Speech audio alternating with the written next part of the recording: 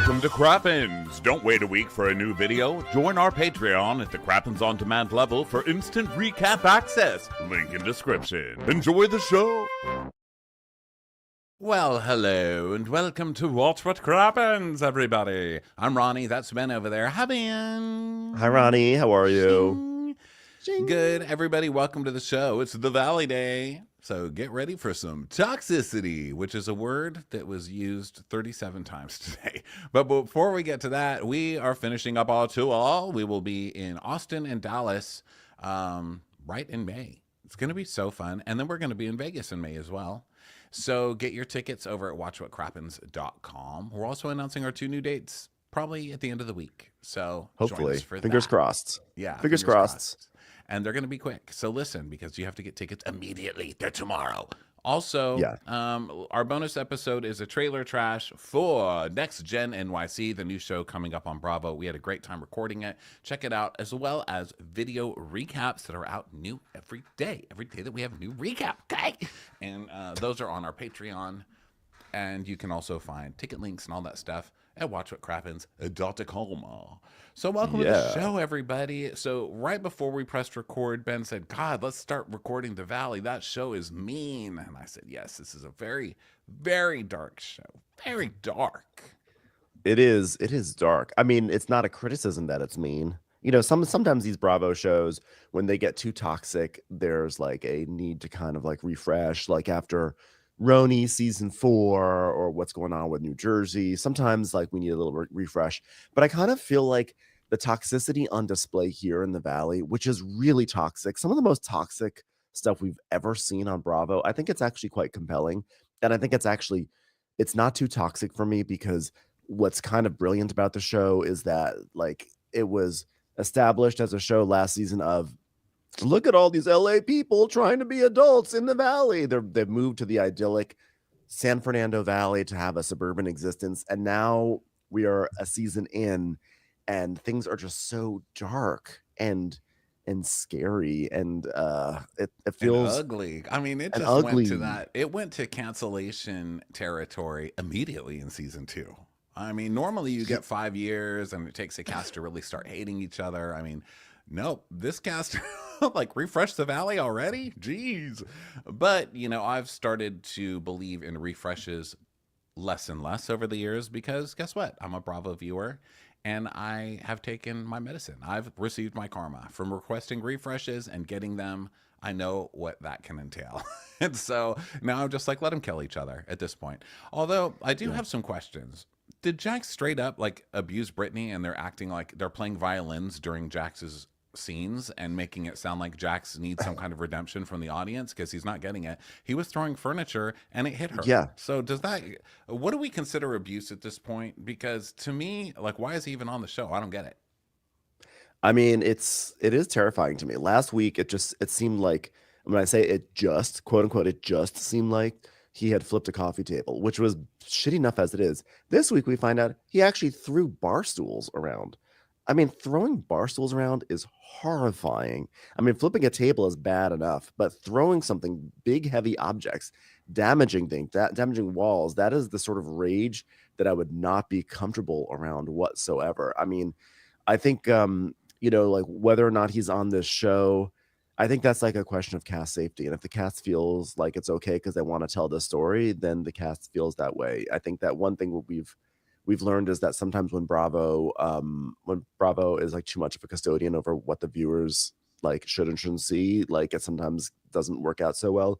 And so it seems like they're probably all okay with it. But I think that Jax is this is the worst we've ever seen Jax. And we've seen Jax be terrible, absolutely terrible. It's like disgusting behavior from him.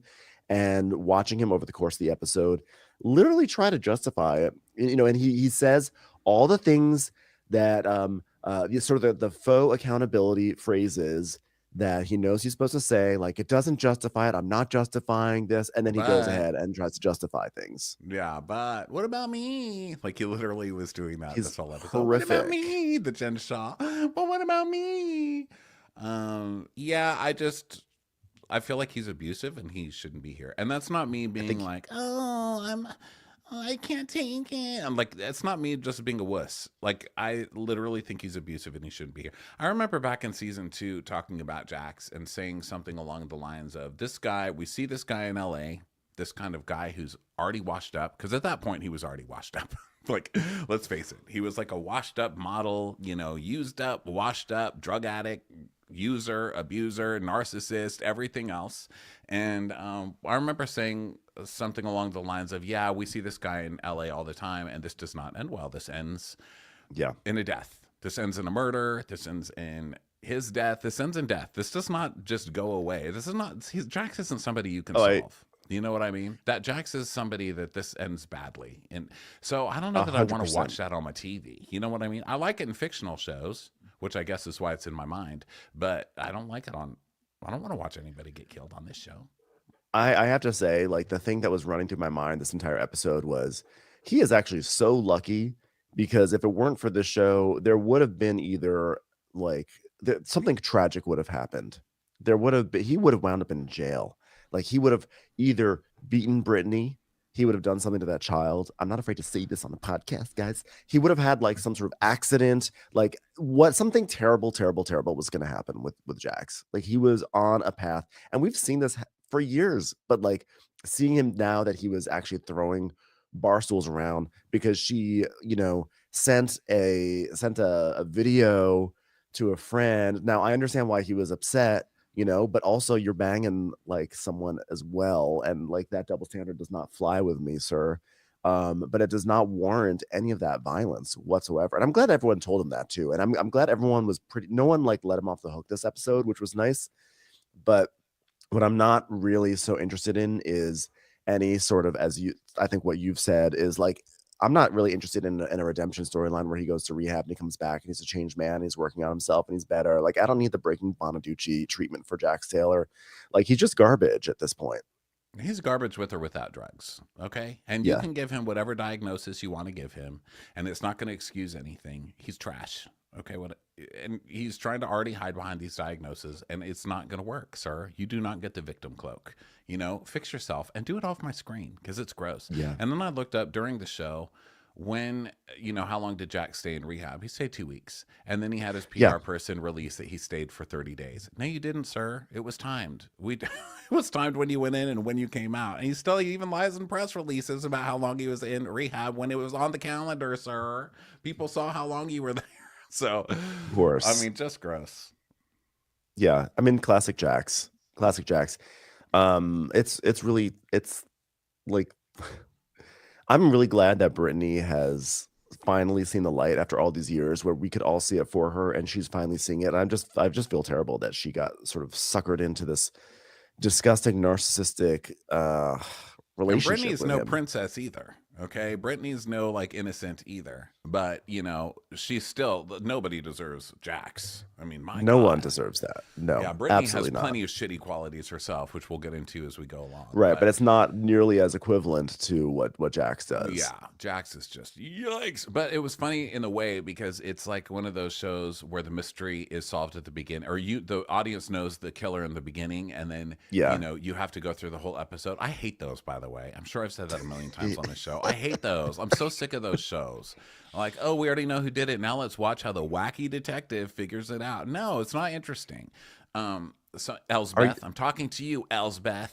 I thought you were talking to Natasha Lyonne. Poker face, you too.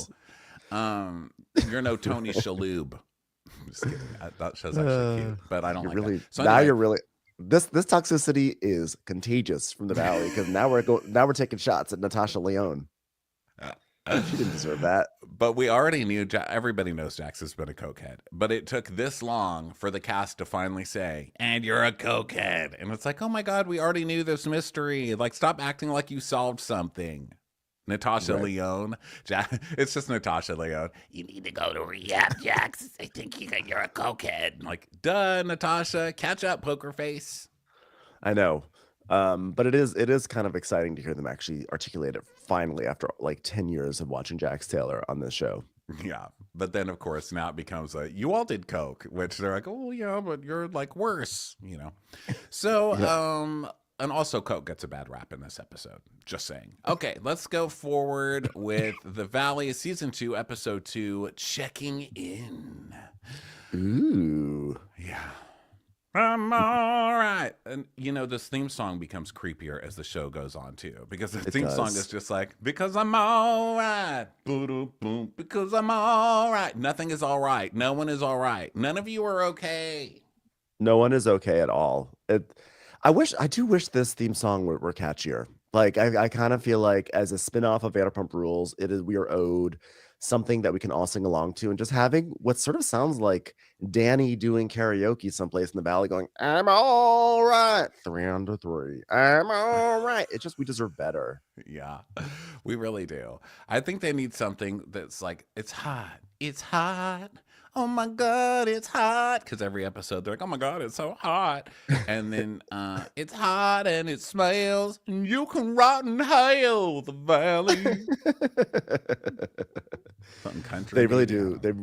I mean, that is, I think, part of living in the valley is that you have to walk into a house and say, it is so hot outside. Oh my God, the weather today. Am I right? But they're also all wearing sweatpants and stuff. Yeah, what was up with that? Like Zach comes in one outside. scene and he's Fucking like, it is LA like morons. he's like, it's just a zillion trillion degrees out. I'm like, you're wearing a hoodie. Come on, people. Okay, we will start this recap, but we got a good 12 minutes of judgment in there first, so that was fun. So great. opening credits, and now this was different from last year. Time. Yeah. Yeah. Because last year, I think we saw them as like duos, kind of like doing silly things, like pushing like lawnmowers and stuff, right? Yeah, I think last season I think was really leaning into the Jax loves to mow his lawn. Yeah. And this season is more like Vanderpump Rules style, where they stand somewhere and they like look at the camera. Yeah, by season 4, it's going to be Jax just holding a leaf blower up to his nose and just like snorting in whatever it's giving him. Yeah. So we see, I guess the first one we see is Nia and Danny washing a car with a vanity plate that says 3 under 3, 3 under 3. Now, by the way, I have to say, I enjoy saying 3 under 3, but I think I'm not sure if he's really saying it a lot. He's really saying it. It's too much.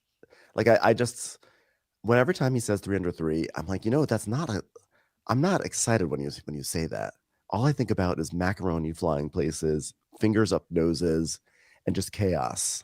I think of Weight Watchers meetings back in the 80s when I was a little kid. And they would weigh you in, and then at the end, Janelle would be like, okay, we've got 3 under 3. We've got 3 people under 300 pounds. We've got a couple of people in the 200s. Congratulations. And guess what? We've got one Wonderland, people. One person who has made it into 100-pound territory. Danny, stand up. Give a bow, honey. You earned it. Well, soon they're going to be 4 under 3, or maybe 4 under 4, because we knew that Nia was pregnant, but Nia and Kristen were both on Watch What Happens Live last night with their big old bumps, and they were even bumping their bumps together, which was really funny. And actually, the big thing that like everyone was talking about on Twitter last night was that Kristen retired her iconic green dress to the Bravo Clubhouse, which I think is just so funny. Like, here, Andy, here's a dress I wore. Seriously? It's a nice subtle gift. It's not going to take up much space. Yeah. Don't you have a pamphlet? Something smaller that we could put in here? I'm not hanging a whole dress in here, ma'am. It's the clubhouse. Yeah. Okay, so Janet and Jason are sitting under an umbrella by the pool. I've never hoped so much for an umbrella to fall over on somebody. So I heard that, Janet kind of made it on this show by stalking Sheena and becoming her assistant. And then Jason dated Sheena first before Janet. So Janet just like gets all the runoffs. Wait, Jason dated Sheena? Mm-hmm. Wow. That's surprising to me. I don't know why. Me too. I was surprised too. I'm going to look it up because now I don't know. Because remember in yesterday's show, I said that there are chickens that are raised headless for chicken. Well, that was an experiment in 2012, but they don't actually raise chickens. Just in case anyone was wondering where to sign up for the chicken protest, I was full of shit. So I'm going to put Jason dated Sheena. Did Jason Caperna and Sheena Shea hook up? Yes, Sheena hooked up with this cast member on The Valley. leaving friends shocked. Wow. Well, I mean, a hookup I can see, but it's hard for me to see that actually being a relationship, you know? I don't know No, but why. I'd like that he's one of Sheena's discarded crusty socks, and now he ended up with Janet. She deserves it. No, but I mean, I don't know. I think that Jason's a catch. I mean, he's like a lawyer. He's attractive. He seems to have a No, generally okay personality, except I didn't like when he yelled at Zach last season at all. That's what I really didn't like. I think that I think Janet kind of like was punching upwards, right? Isn't that what they say? Punching. She was punching. yeah, she's punching up for sure, but Jason enables Janet, so there can be no Jason sympathy in my life. For those who were not watching, Ronnie gave a little sizzle finger to that because he's like, I'm waving my finger. I'm very no, upset no, about no, it. no, a Yeah. name like of Janet. There was no Jason like, oh, Jason, he's like so nice and so supportive. He supports Janet, okay? Yeah. You know, that's like, I don't know. That's like cheering on Marjorie Taylor Greene's best friend. Like, no. Wow. That's a horrible human being, and I don't support anybody who supports that. Period. Wow. Wow. The equivalency has been drawn between Janet and Marjorie Taylor Greene. I mean, are they far off? Janet will become Marjorie Taylor Greene. That's my new prediction. Janet will run for Congress. Oh my goodness. I could see Janet running for Congress someday. And like, I can too. She's got the rayon for it, that's for sure. yeah. Congress So, people love rayon for their first couple of right. years until they're worth $20 million from insider trading. And then they move up to better seats. So anyway, opening credits. Everyone's just standing around. Okay, well, whatever. Let's move on. So we start at Danny and Nia's house, and Danny is still talking about how he wants to move into the deep, deep, deep valley, where I don't even think it's still the valley. I think it's just a different valley. I think it's like Antelope Valley or something like that. It's not the San Fernando Valley. He wants to go to Stevenson Ranch or Valencia, and Nia's kind of like, Danny, do you still want to be on this TV show? Because this TV show is what's paying the bills. Okay. Yeah, and also, doesn't he work as like an under 5 zombie person? I mean, he's got to be there Yeah. for that. They're not shooting out in fucking Santa Clarita. Or maybe they are. I don't know. I work under 5 because I got 3 under 3. Yeah. So maybe that's when he'll finally retire. When he's got 5 under 5. He'll be like, But you know also what? they can Circle find of life. I fulfilled my destiny. also like I do believe that they can find a house that they can afford within the San Fernando Valley. It just might be in some place like Van Nuys, but like he just wants to get like a big McMansion, which is why he wants to move all the way up there. But like, I think you got to stay in the valley. This is now your lot in life. You're on a TV show about the valley, so you got to get a house. So get someplace in Chatsworth or Van Nuys or up by like Victory Boulevard somewhere. Like you can find something, right? Yeah. I mean, I guess. We'll help. I'll go I into don't know. Zillow. I'll find something for him. I had to drive to Calabasas a few times, and that's like a luxury, that's luxury town Wow. far away. And it's far. That's fucking far. Like, I don't know how Calabasas people do that. it's like a different state. It's a whole Yeah. different world over there. It's very far away. There's like It's everyone unpleasant. has like a white fence, like a white pig. It's weird. It's pod. It's like rolling brown hills over there. That's all it Mhm. is. Dry brush. Like it's like a very fancy place. Obviously, people know it from the Kardashians, but when you go there, it's just like rolling hills, and all the hills are brown. The hills are all brown from the sound of K. Okay, so he's like, come on, baby, we gotta move out to Valencia. Come on, we gotta go out to Stevenson Ranch. We gotta go out to Santa Clarita, all right? And marriage is all about compromise, baby. And if you do this for me, I'll give you a baby. I'll allow you That's to use my tiny person sperm to make another baby, another 5 under 5. I don't think that's a compromise at all. I think that's a negotiation, and I think that's unfair. And I don't think like moving all the way out to bumblefuck Santa Clarita is a reasonable like offset to her having a baby. No, Yeah. I think How if about anything, you? Oh, sorry. Go ahead. no, I was gonna say having the baby is hard work. That's hard work. She Yeah, it's deserves hard to have some. work. She deserves to be on like in the first valley, not like the second valley down the highway. Yeah, what does this let you have my baby? How about she just stays where she is and gets impregnated by a taller person?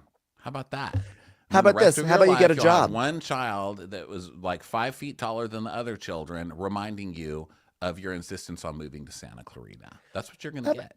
how about this, Danny? So why don't you supplement your zombie voiceover gigs with a job at like Circuit City or something? Like find someplace. I don't know. Work at I don't think they Costco. still Get it. have those. Yeah, that's the point. Like, get out there, see what's out there, get a job, Get a job. get a job.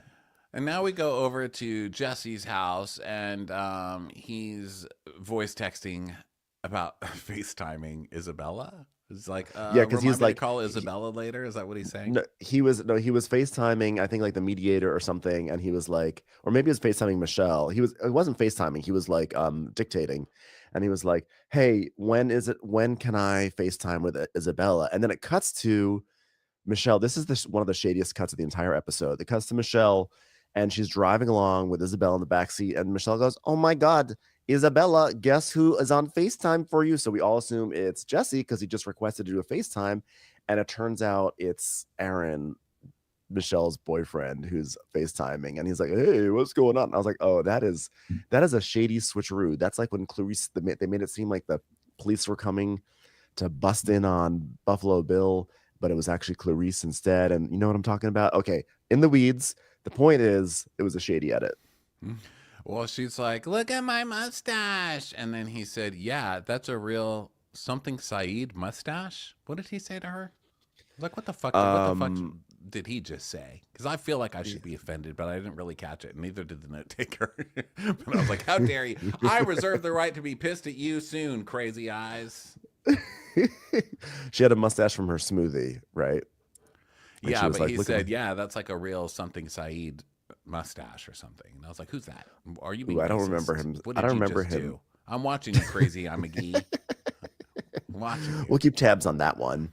So then we go to Janet and Jason's house. Janet and Jason are the ones who need to move. They keep serving people bowls of things in a closet. They need a bigger place.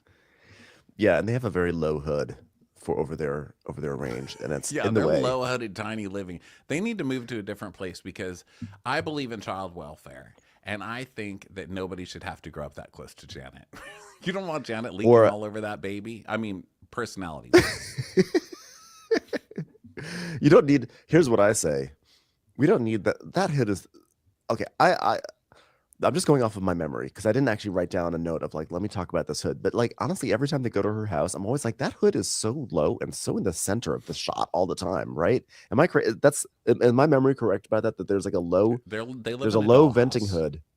It's too much. They live like in Sheena's treehouse, like a cabin out back for Sheena, you know? So they've made Britney and Jasmine a casserole, which it's just fucking rude, if you ask me. And so Jasmine's like, "Oh, casserole, great. Yeah, thanks for the casserole." Don't really love casseroles. Okay, that's a white person thing. So it's not a white person thing. I had no idea. I don't know if it is or not, but I'm gonna give it to her on this one, just because it's a white person who's lost somebody thing. Because that's when we always got casseroles when somebody dies or like your mom leaves your dad for a few days and everyone's like, "Oh my God, what are they going to do without the mom?" And then they all bring you a casserole and you're like, "Oh God, now I have to eat your mom's shitty cooking. God, I finally got a break from my mom's shitty cooking. Now I got to eat your mom's. Jesus Christ." Well, that's hence why Vicky was so upset that she didn't even receive one. Yeah. After all her drama. "Dad, please apologize to mom. Bring her back. I can't have another person's shitty mom casserole another night of the week." I know this may be shocking, but I did not grow up in a casserole household. I don't think my mom made a casserole a single time growing up. Not that I can remember. So I have she just wasn't into stirring eggs and milk and cheese into something and putting it in the oven and calling it a dish, because that's what a casserole. You can throw any damn thing in there and call it a meal. That is not a meal, people. Okay, it's slop. It is slop. I don't care what any of you say. And I know casseroles. I grew up on them. My mom made them constantly. The only good casserole is a Frito casserole. And there I said it. Wow. Okay. We're taking a lot of stands pie, today. Frito casserole, anything with Fritos was good. I love Fritos. Casseroles. No one died here. Take your casserole home, and certainly don't serve it to me in your home. Gross. So she serves them casserole, and Jasmine is like, no. So she's like, "Jason, you eat this every day?" I'm like, "The fuck?" And that was Jasmine's contribution for the day. Yeah. Poor Jasmine. They still haven't really found a good use for her. So they go to sit in the sitting area, and the terrarium is there that Janet and Brittany made last week. And Brittany's like, "Oh, your terrarium, yum, it's cute." And she's like, "Yeah, it sweats. It's kind of gross." She's like, "Okay." So last night I barely know what happened, and Janet's like, "Well." So last night, it just went downhill quickly, because last night Brittany had a party downtown, and Janet tried to make amends with Kristen, and that did not work out well because Kristen is like, no, because now you see that the audience is on my side doesn't mean I'm automatically going to take you back. So you missed your opportunity. And also, she never really apologized. And this is typical Janet, how she relays the story. Well, it's both typical Janet and Britney, because then Britney's like, I didn't even see what was going on, or I would have interfered. There was just so many tall people there. But this is so Janet, how she relays the story. She's like, yeah, I talked to Kristen and I apologized for, the comments that Zach made. I said something like they weren't supportive of my pregnancy. I don't know, something like that. No, you said that they didn't want your pregnancy to come to full term. You said that they wanted you to lose your baby, Janet. That's what you said. They said they wanted your baby dead, is what you said. Miss Amender. And Brittany's okay. Casserole, you low-hooded casserole queen. Low-hooded. I feel like I really need to see an image just to back it up, because what if we go back and it turns out the hood is at a perfectly normal, respectable height? Then I really have to eat my words, and I just feel weird going out on such a limb, taking such swipes at that hood. So when you're feeling worried about it, just remember there are chickens being grown without heads to make chicken easier. So Brittany is like, so what did she say when you said those things? And Janet's like, well, she kind of went in a little bit more, and it just felt like I was talking to a crazy person. And Brittany's like, oh, yeah, well, I was there were so many tall people. I was like, gee, you're like a bunch of redwood forest tree people, aren't you? It's crazy. I can't see a damn thing. So Janet's like, Kristen, admit wrongdoing. Grow the fuck up. Why don't you grow the fuck up, Janet? Why don't you admit one wrong thing that you ever done in your life? So then Brittany's like, yeah, I just wish that, you would have kept on partying with me. That's the only thing, that's the thing that really upset me. I'm just going through so much. And Jasmine's like, literally? I was like, ugh. Yeah. Jasmine's other contribution. So Janet's like, I was just like really disappointed that it went so south, and like I knew I was gonna cry, and I was like, what am I gonna do? Like what am I gonna do? Stand in the middle of the party and cry? I'm like, it hasn't stopped literally any one of these people on this show or on Vanderpump Rules ever before. And we see a flashback of her at the party being like, Jason, we have to go. We have to go. I'm gonna cry right now. We have to go. Yeah, she went through it that night. My baby could have died if it saw me crying. They tried to kill my baby again. Babies don't like upset mothers. So she's like, yeah, I know, guys, I know it's just words, but like the shit Zach said fucked up my head. No. You were being an asshole, and you were trying to keep him out of shooting, and everyone said, don't be mean to her, or she, that's not good for a pregnant woman. And he said, I don't care, meaning you can't use your pregnancy as a weapon against everybody, Janet. Yeah, that's what he meant. That's what everybody knew he meant, that you're trying to make it sound like he's a baby murderer. And you took it in a very literal way, and you ran with it. We all see it. We all know it. We get the context, okay? So Jasmine's like, listen, last year was hard for you, and I know that. Being pregnant, I can't even imagine. And Brittany's like, yeah, I get why they're mad at them, and I love them all, but like, I just can't be in the middle of it, okay? Because by the way, I got a lot going on, with Jax, but you gotta like be strong and stuff, because like dealing with Jax, it's already like so much for me, and I just want to be a good friend, but at the same time, I'm just like, we're adults, like we can figure this out. That's fun, Brittany saying that, because Brittany kind of started all this, as I recall. Brittany 100% started all this, right? And she's like, I just can't get in the middle of this. What the heck, y'all? I'm just a girl. Because wasn't it, wait, just to recap from last year, because it was a whole game of telephone, wasn't the whole story that Janet did Janet tell Brittany that Michelle might be like a Republican, and then Brittany told Kristen, Janet and then Kristen told Zach, watch out, because she told Zach and Brittany, watch out because Michelle's a Republican, which probably, she said some things that maybe make her homophobic, which apparently what she said was like the don't say gay thing in schools was going on, Right. There and was she something was about saying, that. well, I stand for the children, I stand for the, which is problematic to say. Sorry, like if you say that, at least defend it. Like no one's asked her about it still to this day. And so then so then Brittany told Janet, and then Janet said Zach called you racist because he said you're a Republican, so you're a racist.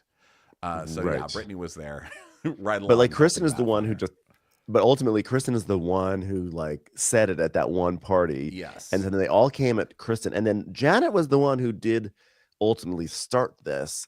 And so for her to be like, I can't believe Kristen would say that, it's a total deflection of her role in this entire mess that kind of got all of last season going, you know? Yes. So that's why it's just so strange to me that that that Janet keeps saying like Kristen has to own up to what she did wrong. I'm like, I don't know what she has to own up to that she hasn't. She actually already did try to own up to it. Like last season, she apologized a few different times and you wouldn't accept it. And now she's over it. And now she doesn't want to hear from you anymore because she's got like all of the viewers on her side. Yeah. So Jasmine's like, oh, so I guess you unblocked Zach, right? And she goes, oh my God, I don't even remember unblocking him. So then we go to Jax and Brittany's house, and Jax is doing something I never thought I'd see, which is folding laundry. He's like, I'm different Yeah. now. So then Kristen comes, and it's awkward as hell. And she's Mhm. like, oh my God, it's like so weird in here. It's like so quiet. It's like so crazy without like that feeling of like, oh, someone's about to be murdered. It's crazy. Well, I guess I won't sit on that stool because that's the one you broke when you threw it. Caw. And he's like, yeah, yeah. I mean, I threw my chair. By the way, I have like a little bit of a cold. So like my stuffy nose works really well for Jax. Really sort of speaks to that whole like, cookie nostril, Cookie nostril Roberts situation. So Jax is like, yeah, I threw my chair, I threw a cup. I don't know. Like she made me do it. And Kristen's like, okay, well, how are you doing? It's like, I don't know. I'm a mess. I'm a mess. Yeah, it doesn't look like you're doing so great. What happened? It's like, I don't know. I don't think I've ever gotten that mad before in my life. And I'm not justifying it, but like, I didn't just fly off for no reason. It wasn't my fault. It wasn't my fault that my wife is a slut skank bitch. Yeah, she's like, yeah, that's justifying. He's like, no, no, no, I'm not justifying it, but I didn't just do it for nothing, like it wasn't just nothing. It didn't just come out of nowhere. You know what I mean? Like, who's gonna apologize to me losing a stool? Like I'm the one who deserves an apology. And she's like, okay, well, your feelings are valid. You can have feelings, but you can't, you got to do something, Jax. And he's like, I know. Like, she's upstairs, like saying, I want to work on my marriage. And then I go on an iPad and I see these messages. I mean, what? Then I threw shit. So, you know what? Sorry, but that's what you do when you put messages on there. That's what you do. That's what you do. Finding out that my best friend was hooking up with my wife, I was just like, like, again, just as a reminder, I mentioned this last week. Just as a reminder, you and Kristen did this exact thing to Tom Sandoval many years ago. Okay, so like, don't act like it hasn't been your first time at the rodeo. You have been Julian in this situation. He's like, I just felt like I was the Russian in Rocky Four. I'm like not trying to play victim here because I'm not a saint in our marriage, but I thought we were trying to move forward. I'm like, you are trying to play victim here. So you saying you're not trying to play victim does not negate the fact that you literally are trying to act like you're the victim in this situation when you threw stuff and you're What also banging people. wasn't the Russian the bad guy in Rocky Four? I never saw it. I mean, I'm I'm assuming, I'm assuming that it's I'm an assuming he wasn't American the movie hero. made in that time period. The Russian would be the villain, right? Like we're a pretty predictable country, but I just thought, Yeah. I wonder if that was the villain that he just compared himself to. So Yeah. he's like, yeah, I've gotten to the point where I'm just not happy. I'm just not happy. That's it. And it's like the last time I was happy, I think was when my son was born. It was also the last time I got a decent fucking line. Fucking dealers, bullshit. It's a bunch of bullshit. And Kristen's like, well, do you want to be happy? And he's like, I kill to be happy. I fucking would kill someone to be happy. Use different words, Jax. Also, this may sound super cynical. I don't believe that the last time Jax was happy was when his son was born. I think that he's been jealous of his son and the attention that his son has gotten. And that's why like he has struggled over the past few years since his son was born. And every time he like tears up because he wants to do something for the son, do something for the son, I just don't believe it. I'm sorry. It's really callous of me, but I don't believe the sincerity of it because we saw last year like he just barely seemed to like give a shit. Like, Brittany was doing everything for that kid. And I think it's just like it's an easy card for him to play, and it's a humanizing card for him to play. And even if it is sincere, I don't believe it, because this is coming on 10 years of lies. So like whatever he says does not ever resonate as truth to me. Yeah. I think you're right when you say it's repairing. It's like a reputation repair. You know, he's using his Yeah. child as like a human shield from people. As Yeah. far as the rest of it, I don't know. I haven't seen them together enough, but I've seen how he treats everybody else that he quote unquote loves, and it's not great. So you know, that's all I'll say about that one. I have no idea. So he's like, yeah, you know, I've gone down this road before with therapists. Oh, really? How many therapists you been to, Jax? Really? Liar. And he's like, yeah, you know, I just have everything going for me. I have everything going. Also, I love that he's having mental breakdowns after he just basically abused his wife and is getting thrown in rehab, or else he's not going to be able to stay on this show. And he's walking around in a Jax's sweatshirt and a Jax's hat. Like, this is how you choose to advertise your stupid fucking restaurant, Jax? This is how? He's like, come on, everybody, abuse, Yeah. abuse, abuse. Come down to Jax's. We've scratched Mamal's beer cheese off the menu because Brittany made us. It's going to be nothing but a peaceful experience. Come down. He's like, I can't be happy anymore. Like I'm just miserable. I don't want to live here anymore. I miss my sister. Why isn't my dad here? He should be fucking helping me with this. And I don't have a mom. I'm like, oh, you do have a mom actually. And I can't talk to her. And I've meant it. And I take it out on my wife. Oh, it's like this moment of like faux introspection that he's trying to show here, as if that makes anything better, and it doesn't. Chris is like, okay, Well, seriously? also the thing about his mom, and this was just something that was going around when he's like, "Oh, my relationship with my dad is like totally broken." Wasn't it that he went to the house, and this is allegedly, as I say later in the show, because I have no idea. This is just from reading Reddit threads back in the day. But wasn't his thing with his mom that when the dad died, he left the mom his stuff, and then Jax went over and stole the dad's car out of the driveway. I mean, whatever it was, no mother is just not going to talk to their son. Well, I shouldn't say no mother, but most mothers are not going to just cut off their son unless they've been really, really fucked up. I just always take everything that Jack says about his whatever frayed relationships he has. I just take it with not just a grain of salt, like it's a full on salt quarry that I'm taking it with, because I just never really believe that's the true story. Like there is always more to it. And so, and I think what's actually strange to me is later in the episode, Jax talks about how like he grew up in his, like he said, his dad was basically violent, right? And or had outbursts, etc. It's so interesting to me the way he simultaneously idolizes his father, which is, it's your dad. I don't take that away from him, but he idolizes his father. But then he also talks about how really kind of like his dad's behavior was really not healthy whatsoever. And I think that like the fact that he has not been able to kind of like real like he has not been able to reconcile those things is actually very sad. The fact that he's like, I wish my dad were here to help. I'm like, yeah, but you're going to tell us about why your dad was actually incredibly toxic to you growing up. Just Yeah. it's dark. It's dark. It's dark. It's dark. And so Kristen keeps trying to remind him she's there to remind him about Brittany, right? So she's like, right, and this is affecting Brittany so badly, right? Caca. And he's like, no, like, what about me? What about me? Nobody checks on me. What is somebody checked on me? Nobody checked on me. And she's like, oh my God, Jax, but you're the one in the wrong, okay? And he's like, no one cares about me. She doesn't care about me. Like, she checked on me. And she's like, well, actually, I've been with her and she's sobbing because you call her ugly and fat. And he's like, what? I never called her fat. She goes, yes, you have. I've seen the text. And he's like, but I love fat chicks. Like, I love fucking fat chicks. Like, there is nothing like fucking motorboating a fat chick, all right? Like, I don't know what you're fucking talking about. Like, look through my phone. Look through my phone. Everything I jerk off to is a fat chick. I love women that look like her. Meanwhile, yeah, every single girl that Jax has ever banged does not look like Brittany currently. So Kristen's like, I have heard Jax say these things to Brittany, especially over the last 3 years, and even when she was pregnant with Cruz. So Jax, you're not going to win here, which is terrible.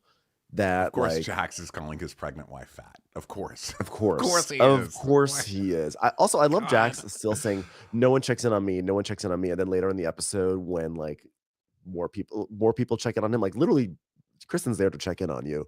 He's like, oh, I've had this conversation so many times this week. It's like, so do you want people to check in with you or what?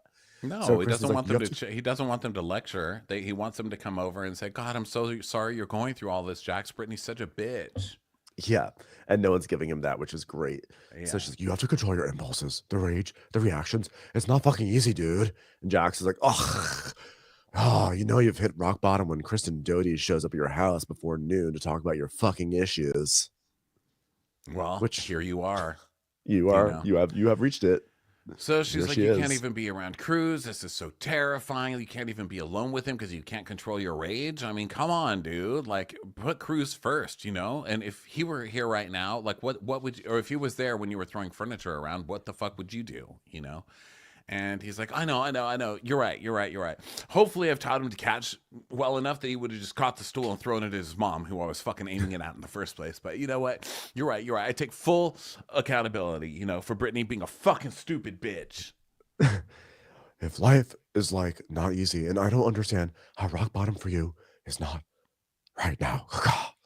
So he's like, he just is like, what he shrugs. Well, the thing is this, the reason why it's not rock bottom for him now is it goes back to what we said before, which is that like rock bottom for him would be him winding up in jail or him like having some sort of hit and run or something where there would be a fatality. That to me is truly going to be Jax's rock bottom. And I don't think we're there yet, which is morbid to say, but I think that's still like in the cards. So then we go over to Brittany, and Zach comes over to her Airbnb or whatever she's living in, which is actually really nice. And it's got to feel much better being there than in that fucking house with Jax. So she's over there. Zach comes over with some Chinese food, and he's like, "Hey, baby. Hey, little baby. It's me, Zach." And the baby's just like, "Oh, God. Please, no." Oh wow. Yeah. Yeah, Cruz is like it's a lot for Cruz. And so they set up some like Chinese food and everything, and Zach is like, oh my god, it's like a zillion trillion degrees outside. Like, I don't know why I wore this hoodie, but I had to also like cover up my sins. So they go outside, and Zach is like, so have you heard from Jax recently? And she's like, yeah, well, he texted me this morning saying that he missed his son. He wants to see him. And then he just wrote to me and said, all I ask is that you check in on me. Show me that you care. If you have time to send that asshole pics, you can check in on your husband who's going through a hard time. Why is Jax going through a hard time right now? Please By the answer me way, that. why are they having this conversation in front of Cruz about what a piece of shit Jax is? Like, come Yeah, on. I was Like, also confused about that. Brittany's kind of trash too. Sorry, but I just worry for that. I just want to show up in my van and put the kid, like, get in the auntie van. Okay, we're going a few blocks. I'm gonna raise you. Okay, this is Yeah, what a I was mop also is. wondering that. This Because is how just to right bring there, on right in there. Amazon packages and unwrap them. Okay, this is what your life is going to be until you're 17. So she's like, yeah, you know, like, I mean, so I sent him some pictures. I mean, it was just my boobies. And he's like, you know what? Like, you're starting to send them because Stella got her groove back. Am I right, bitch? You know what? Like, I'm gay. We're like, here's my dick. Here's your dick. Boom. We're done with dicks. You know? Like, I mean, if we really want to get private with somebody, we show them our wig, you know? But otherwise, like, it's not that big of a deal. Now, I mean, I think that Brittany is well within her right to get her groove back, and she should be sexting guys and being treated properly. I don't know why she decided to dip in the same pool as like the Jax circle. I think that was like maybe I don't know why. I think it was a terrible mistake on her part. She should have just like steered clear of Jax's entire area because you're dealing with a narcissist, you're dealing with someone who's going to be contentious, and you if it comes out, you just don't want to give him any ammo that he can use against you. And I think it was really bad judgment on her part to go down this path with Julian. However, of course, the punishment doesn't fit the crime. Anything that Jax does, I'm not saying that Jax is justified in anything he does, but I think that Brittany could have made a better choice in who she was going to get her groove back with. Yeah, I mean, a friend of Jack's. It's like class to class. Let's just keep on moving sideways, Brittany. And also, like, send your titty pics, maybe not on your kid's iPad or the iPad that your kid uses. And That's that too. so fucking weird. So, he's like, I hope that she realizes that she's been walking the wrong path for a while. And she's like, oh, I mean, and then here he is parading around girls who literally shake their tits for money. I mean, come on. Yeah, because she deserves the best and she's been accepting the worst. That's Britney. And Britney is like, it's just like, it's so much going on. It's just like, oh my God. And I just really want everyone to be able to have fun. And I just like, even last night, like, I haven't even had a conversation really with Kristen about her and Janet's conversation, but I did have a conversation with Janet today. And you guys got to figure some shit out because I had a conversation with Janet, then I had a conversation with Jason, and then I had a conversation with the terrarium. And it was so good. It was a really good conversation all around. I don't remember much of the conversation, but I do remember casserole. That's real good stuff. So he's like, you know what? She's just as bad as Jax. And last year, when she was saying I was aggressive, like, girl, you know I was not aggressive, okay? And I like when he gets mad because his eyebrows turn into like sideways triangles. He's like, I was not aggressive. You saw that, okay? It's because we were in a bar. That's why I was yelling. It was like so loud in there. So like, fuck Janet, okay? Like, what? Wait, hold on. I don't even want to talk about Janet. I want to talk about you because like this has made such a wedge between us. It's like a literal wedge. And Brittany's like, okay, you gonna cry? You gonna cry now? Okay, get it out. She's not gonna apologize. And she tells us, she's like, she goes, I did put distance between Zach and her because what he said about Janet. What he said about Janet, there had to be a wedge. And then that wedge was delicious cheese. So I melted it on top of some tortillas and put an egg in it and called it a casserole. Brittany, bitch! Since last summer, there's been a little bit of a distance between Zach and I, and it's just all about the things that Zach said about Janet. And yeah, she's talking about that wedge. And Zach is like, also the other reason why I'm like kind of upset is because of like Bungie. And she's like, what? Who's that? Yeah, well, he's my boyfriend actually, and like we broke up. And she's like, oh, I mean, like, he could get possibly deported, and like his visa didn't get renewed. And it turns out that he's in this situation, which I still don't understand by the end of the episode, that he's got this boyfriend who's Canadian, but like can't really be here, but is also married to someone else, but then like is going to be deported, but somehow is able to stay with Zach over the summer. I'm very confused by this whole situation. He's married to somebody else? Who's he married to? Someone else. Yeah, he's married. He's in the process of divorcing a guy, but he also is in the process of being deported, but also is possibly going to spend the summer in West Hollywood. I don't know. Oh my gosh. Yeah, that's a lot. It was just weird because he was like, yeah, like Benji and I broke up because he's literally going to get deported. Like, literally going to be deported. And like, he just doesn't want the stress. Like, he's got to be deported. And so, like, he doesn't want the stress of dating. It's like, I think Banshee doesn't like you because it sounds like I don't think that's a real reason to break up with someone. All signs. It's stressful. I'm not taking away Banshee's stress. I'm just saying I don't know.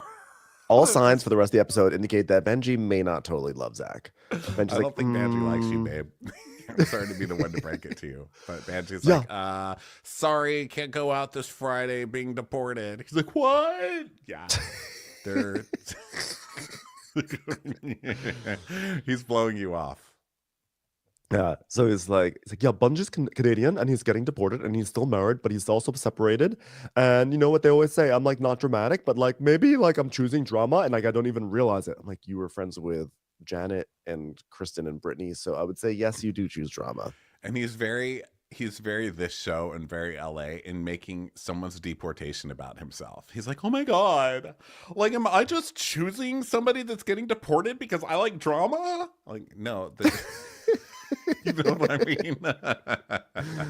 It's like a terrible thing that's like, it's a real thing going on in the country. It's a fucking horrible thing. I'm not laughing about that. I'm just laughing that he's making about himself, you know? Yeah. So he's like, he literally said like, he thinks I deserve everything and a better wig. I mean, it was so nice. And like, I just want it back.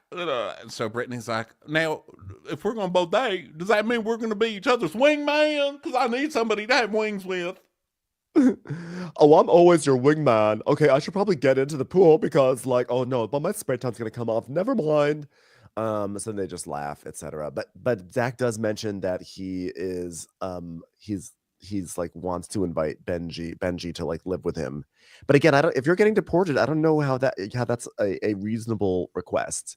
It's like, hey, do you want to live with me for the summer? It's like, yeah, but I'm not allowed to be in this country. You know, like I don't understand how those two things work together. Well, it sounds dangerous to go on national TV and be like, here's somebody in danger of being deported, and here's their address, and here's the Yeah, cameras, you know? especially in 2025. Yeah, exactly. So, but you know, you do you. So then I understand what it's like not having a boyfriend for a while. Like, I feel like let's do whatever we can. So then we go over to Jesse's house, and he's making eggs for his dog, Malibu. And Yeah. so Michelle comes over with her little suitcase and she's like, I wish I could tell Jesse to just fuck himself, but we have a daughter together and I just want what is best for her. So I keep it all to myself, as you will see in the scene where I tell him to fuck off 20 different ways. So Jesse is like, so I want to talk about the schedule. I redid it. And we see a flashback that they had come up with a schedule last season that was kind of like, okay, 2 days on, 2 days off, da da da. And he's like, I just decided at this point that we're not going to play that game of like, hey, I'm going away, so you take her. She's like, yes, but we haven't played that game because I haven't gone anywhere. Yeah, he's He's the like, one that keeps doing it. So basically, he's calling her and being like, no, I can't take the kid today. I've got plans. I'm going out. And she's like, you can't just keep changing the date. And now he's being like, okay, well, now we don't change the date. So now here's your schedule. Since you always want to change it. It's like, what the this guy's he fucking is crazy such a piece of too. shit. This guy's such an asshole He too. is And did you notice awful. in his confessionals, he looks totally glazed over and fucked up too. I mean, this guy's just, what is this whole show is just like what Coke does to you. That's what this whole show is. It's like, here's what addiction does to you. Watch out, kids. They should just have the opening being somebody opening a fucking egg onto a sizzling pan and say, this is your brain on drugs. And that's it. The Valley. They should like do some sort of like Wilford Brimley hologram CGI thing that's like, kids, don't get involved with drugs because this is your future. And then they just show this whole season. Because the thing is, what we've said before, we talked about in last season, is that all these people, they're all our age, basically, maybe a little bit younger. But when we came to LA, when I came to LA in 2001, and I would go out to bars all the time on the Sunset Strip. I used to live right on the Sunset Strip, like directly on the Sunset Strip. And I would go to Cabo Cantina all the time, and I'd go to the Standard, and I'd just go to all these bars. And you'd see sort of the same people. And a lot of these people are those people. Like I would see Jax out and about. I remember seeing Jax at the Standard. I remember the reason why I remember seeing Jax is because as we've also talked about, Jax in like the 2000s was, you don't even understand how hot Jax was. He was No, I like, know. I took a commercial class with him when I yeah, was exactly. 28. He was just a baby. He was talking about being an Abercrombie store guy and stuff. He And was he said blazing that they hot. offered him Survivor. Like they walked up to him at the Abercrombie when he was like standing there in his underwear at the Abercrombie and offered him the Survivor job. And he's like, no, you know, I'm an actor. So yeah, I don't do reality. I don't do reality. I remember because he also used to go to my gym. So I'd see him at the gym. So he was like the hot guy at the gym. And I remember one time going to the Standard and he was there at the next table over. And I was like, oh, there's the hot guy from the gym. And he was with a girl. And I just remember the entire time he looked so bored. I always have this memory of him tapping his foot aggressively to be like, oh my God, like how much longer do I have to sit through this date before we can go somewhere and fuck? Right. He had that look about him even then. But the point of the story is to say that all these people, I remember, even if I didn't ever meet them, I remember this sort of like class of people, like when I say class, like graduation class of people who would party together. And now here they all are trying to adult, but they sort of have like kind of the demons of their party days still with them. And I think Jesse Lolly is a perfect example of that. Yeah. I mean, I get that part. I get that part of it. But wow, you just watch people age like milk out here. So, he's like, yeah, I'm not going to play this game with you of like, hey, I'm going away, so you take her. She's like, yeah, I don't go anywhere. And he goes, well, you complained about New York. And she goes, yeah, because you went on 4 trips in a very short period of time. That is why I was complaining to you. And he's like, but for some reason, you just can't grasp my life. And she's like, we agreed on a schedule and you said forget it. I never said that. And that is not true. And this is what he does. Instead of making a fucking iCal, which both people can get and both people can see the changes on, he does it on an erasable whiteboard. You see? That's who you're dealing with. Stupid. Any person who comes up with a whiteboard instead of an iCal is fucking Monster. deeply psychologically disturbed. Like they're deeply fucking with you. Monster. She So should have Jesse's like, taken at least a screenshot of that. She should have taken a picture of it and gone home and entered it into an iCal and copied their attorney or who are their mediator onto that iCal. Rob Reiner. So he's like, Michelle, Michelle, Michelle, Michelle, Michelle. She goes, Jesse, Jesse, Jesse. He goes, okay, here's the schedule now. Okay, you will have her all day Friday, all day Saturday. Okay. And I'm sorry, I said it actually way too normally because he's being really condescending. He's like, you will have her all day Friday, all day Saturday. And then, so now then he's like, and then you're going to drop her off to the nanny. And she's like, well, who is the nanny? Because it doesn't matter who the nanny is. It's like, well, it does matter who the nanny is. I'm her mother and you're going out of town. And she goes, you literally said to me, you're using my nannies that I hired. She's like, well, I found them. Yeah, she's saying that because you're dropping your kid off and she has to pay for the nanny that you're not paying for. That's why she's saying it. Like, instead of taking care of your kid, you're dropping it off with her nanny. So then she, who has to pay for the nanny, she does. Like, this fucking guy, man. And he's like, well, you didn't want me using your nanny, so I went on OnlyFans and I found a fucking nanny. What do you want from me, babe? Yeah.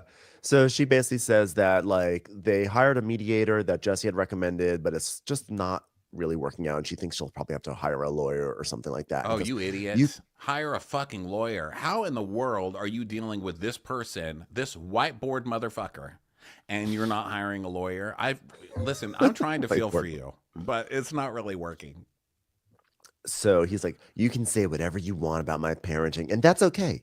It's just a reflection on how you are as a person. Excuse me, because I am a better father to Isabella. Really? Yes, I am. I mean, they're so nasty to each other, these two. And he says this bullshit. He goes, Michelle's narrative is that I'm an absentee father who's just off doing my own thing, partying, going out to dinners, leaving Isabella with nannies and an iPad. But the reality is, I am struggling every single day to try to balance my work life, my personal life, and my single dad life. And that's the truth. Well, those things Oh, are not mutually exclusive. You like, if he had said she's accusing me of being an absentee father, but the truth is I'm there every single time from 6 a.m. to 11 p.m. That's one thing. But he's like, I am not an absentee father. I am trying to balance my work life and my personal life. Like that doesn't let you off the hook. Everyone's doing yeah, he's that. like, I'm a father who parties sometimes. What do you want from me? And also, you have your baby 2 days on, 2 days off, but you're still needing to balance your personal life, which means you're still going out when you have the kid, which means you're still leaving her with nannies and an iPad. So, sorry, it's like he complains about one thing and then he admits to the same thing in the very It's next sentence. Like, dude, it's very you're a slick. single dad. You're a newly single dad with a very young person. You shouldn't be worrying about balancing your fucking personal life. Like, And that should be the last thing on your mind. you also don't get a trophy for doing what every other human being is doing, trying to balance their work life and personal life. Okay. Everyone's trying to do that. Okay. So Yeah, like you so don't get any participation trophies for that. now he starts crying because she's gonna get, they're switching off holidays by the year, but she gets the first one, so she gets Thanksgiving and Christmas this year. And he's like, I don't want Christmas and Thanksgiving newly alone being away from Isabella. I just don't. She goes, oh, great. Now you are crying so that I look evil and you look like this good father. And he goes, no, no, it's not the truth. I just. Manipulation is so So fucking transparent. Oh my it's God. so transparent. And she's And like, she's it like, just but you depends on treat me you. like shit. And he's like, no, I don't. You just told her she was a terrible person. Literally two Yeah. seconds ago, you said this reflects on what kind of person you are. Like, what are Yeah. you? Oh my And so God. It's she's just like, shows yeah, she's exhausting. like, I swear on my mother that you have said that on me, because he said, because she says, you have told me multiple times that you don't give a fuck that I'm the mother of your child. He's like, I never said that. I swear on my mother that you have said that to me. He goes, yeah, but you also swore on Isabella's life that you didn't cheat on me, and you did. She's like, are you serious? I am 99% sure that she cheated on me twice. Michelle is just too short-sighted to say, hey, I screwed up. Just be like, hey, yeah, I cheated. I fucked up. Sorry, Jesse. Sorry, Isabella. She's like, well, what about you? You are dating some random girl, and actually, I'm embarrassed for you. You should hear how she is talking to you about everybody else, okay? She has told people, including my friend Skina, that she is sleeping with other people. And he's like, what? Who's this friend? I'm calling this friend. So they call up Sheena. It's like, hello. Wait, by the way, This scene was so toxic, but the fact that it had like a twist of like, let's call Sheena, I literally giggled. Like, who said this? Sheena. I was like, oh God, of course Sheena's in the middle of this. Let's call Sheena. I was like, "Ah." He goes, oh, okay. So, he's like, so, hey, it's Jesse. You okay to talk? Just want it noted for the record. I just cried because my bitch wife is trying to take my child away from me on the holidays. So, noted. Okay, so the reason we're calling is Michelle is saying that my friend in Orange County, she's sleeping with other guys. Is that true, Sheena? She's like, yeah, she said that like literally verbatim. Like literally verbatim. All right. Okay. Well, and she even told me specifically who. So if you want to get messier with this, I can actually get messier. I'm volunteering more mess. It's like, all right. Well, so she's sleeping with other guys currently. Yeah, that guy from Baywatch, which I laughed out loud. What does this even mean? That guy from Baywatch? Who is the guy from Baywatch? I'm The gonna movie, type the in TV the show? guy from Baywatch. Okay, let's see who it is. Should I David talk about? Hasselhoff, obviously, is the most honest, honest one. Parker Stevenson. Do you think it was Parker Stevenson? Okay, well, Parker the movie Stevenson. guy was, we made it Rob Reiner, but it was rumored to be Quentin Tarantino was the movie director Hmm. guy. So she does not have great taste. So maybe Parker Stevenson. Is Parker Stevenson still with us? I don't even know. But I will say, while you look this up, we did get some, an old queen in the bar did reach out to us. And basically, the old queen in the bar said, I know who Jesse's mystery woman is and wanted to share the tea with y'all. And she's my cousin's friend, and they have a crazy backstory, blah, blah, blah, blah, blah, which is, I'm not gonna like, I I don't don't want to, care. well, Oh, basically, by the way, I'm not basically, saying this to you. I'm saying this to her, to the mystery girl in general. I'm curious though. Yeah, keep going. no, I just mean like, the who only thing cares? Like, the only thing that I think is the real takeaway from this is actually at the end of this email where she says, P.S. She's a flat earther. That to me is that so. tracks. So like it's a blind item. I'm not gonna say the person's name or anything because this is Oh totally well, you rumor. can't say that and then not say the person's name. Okay, send it to Yeah, me so I can Google 100% it. I can because I don't Well, know you if can this is Google. I can it's a Google her. stranger. A stranger just said that it's this person, so I'm not gonna say some person's name on our But I podcast and be want to like, this Google the person's a person and flat then say, earther who dated Jesse Lolly. But what I will say is that according to an old queen of the bar, Jesse Lolly's Orange County girl is a flat earther. So, and to all the flat earthers out there but I want to Google who her might be name. offended at my ridicule, well, that's gonna be on you. Sorry, you'll have to deal Yeah, with it. whatever. Walk off the edge of the earth about it. So, send me her name so I can Google this girl plus Baywatch actor. It's in our okay, yeah, I'm gonna text it to you. Okay, hold on. Okay. Here we go. I won't say her name. And by the way, I'm the one who just said, "Who cares? I don't care who she is." And now I'm like, "Who is she? I have to know." Because it could have been Zac Efron, or it could have been The Rock. Wow. I think Okay, it I'm was gonna Parker text you. Stevenson, though. Well, this Or is it the was girl. This is not the Baywatch person. no, I know, but the girl hooked Oh. up with the Baywatch guy. Oh, got it. Yeah, I just sent it to you. Oh, okay. Okay. Well, you can go on. I'll do this. Okay, Do I'll this go in the on. background. So in the meantime, yeah, she slept with a guy from Baywatch. And Jesse's like, all right, thank you. Yeah, and then also like he's like, okay, thanks so much. Oh, I have more to say. No, that's good. I'm good. I'm set. I'm gonna hang up on you. Bye. No, but I have more details.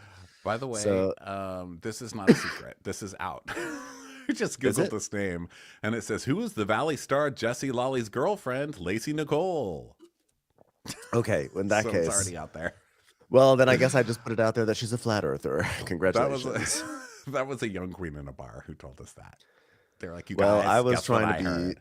We've I already was trying to heard be it. Okay, it's a Newsweek. It's literally a Newsweek, ma'am." well, then in that case, I was just trying to protect the identity of anyone involved, but I guess it's like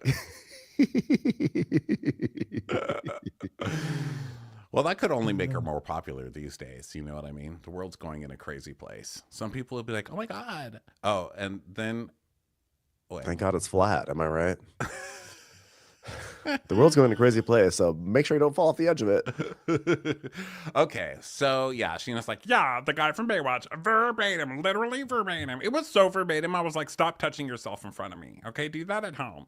And so he's like, okay, Sheena, thanks. Just sorry for the bad news. So she's out of there. And then Michelle's like, this girl can do whatever she wants. I don't even know her, okay? But what I'm just saying, and he's like, okay, fine. I guess I'm just a little overwhelmed right now. I just had a crying scene. I don't know if you noticed. So I'm going to go pick up Isabella. If that's okay with you, thanks for coming by, Toots.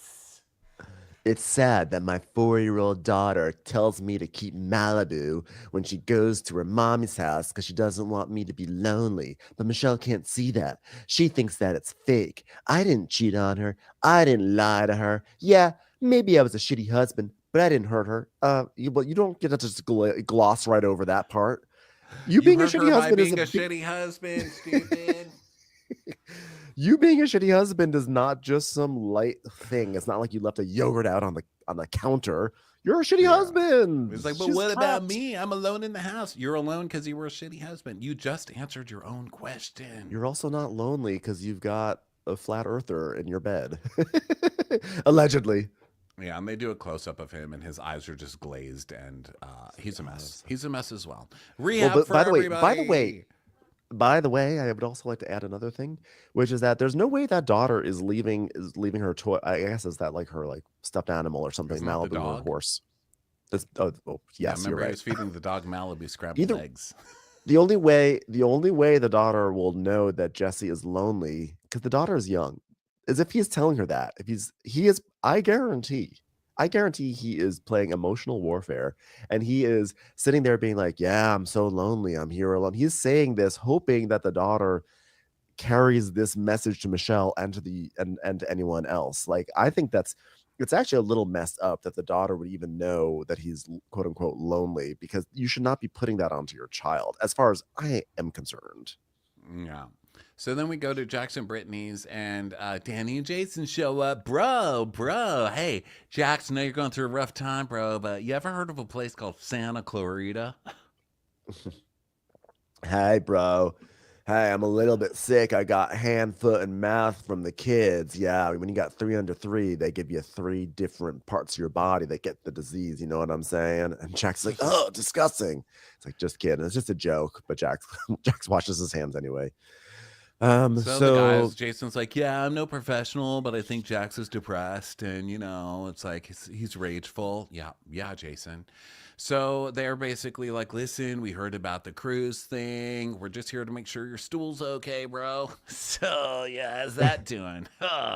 And they're like, Jax, you need to get help, rock bottom, etc. And he's just looking at his phone. He's so pissed off that they're even there. Because he's yeah, like, God, how many scenes do I... And he even says, he's like, God, I've been having this whole fucking conversation all fucking week. Maybe I'm a little sick of it. Because he's mad that they're making him shoot these yeah, scenes. But welcome to the life you exactly. created.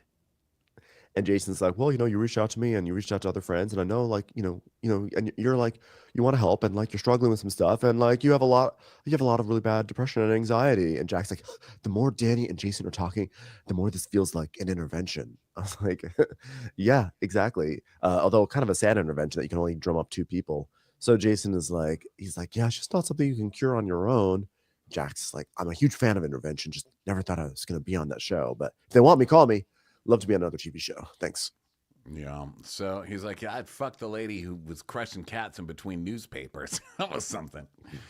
So they're trying to talk to him, but he's not having it. And they're both like, we're guys who are keeping the man accountable. Look at us, kind of gently talking to this person that we've enabled for the past 2 years. Yeah, we're good guys.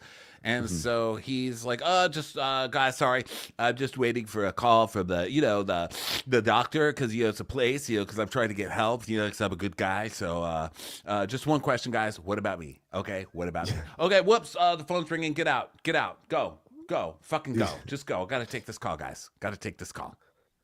He's like, Jackson saying, it's tough for me to ask for help, but I talked to my sister, and she's like, you should go. We see a flashback of the FaceTime with his sister, and she's like, yeah, you need to check yourself into a facility because mental health issues run in our family, and you're kind of a poster child, not just in our family, but in America right now. So check yourself in. Thanks so much. Yeah, and he's like, yeah, my dad's turning over in his grave for doing this. Oh, okay. Your dad's upset that you're gonna try to not be abusive. and throw furniture and get off coke. Yeah. Yeah, I'm sure your dad's super disappointed.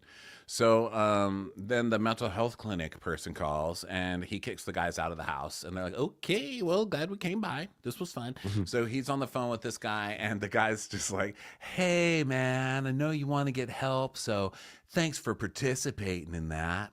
Really appreciate it. Yeah, so tell us what's wrong. He's like, I've got We're going to anger. get I've a got anger brief issues. survey at the end of this call, okay? Just remember to give me all tens. Okay, what's up today?